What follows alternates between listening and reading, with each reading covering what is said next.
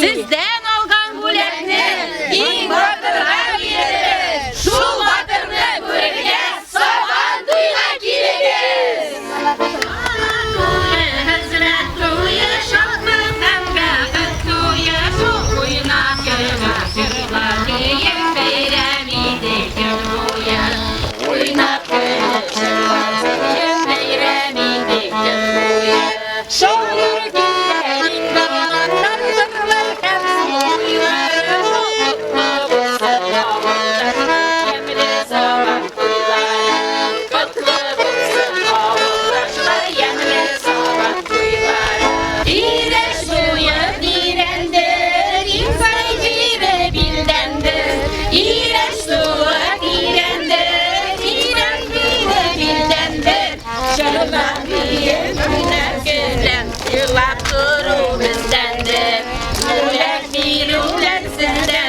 Cırlaktırı bizdendir.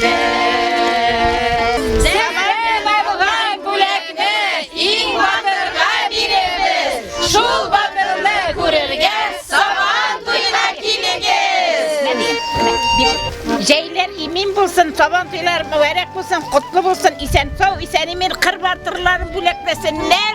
Saban tuylarda koğunlu şatlıkla edip beyram ediniz.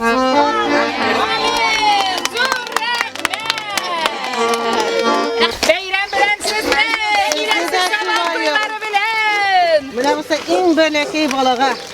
İyi kişkine savuyga. O yollarına rahmeti yapsın.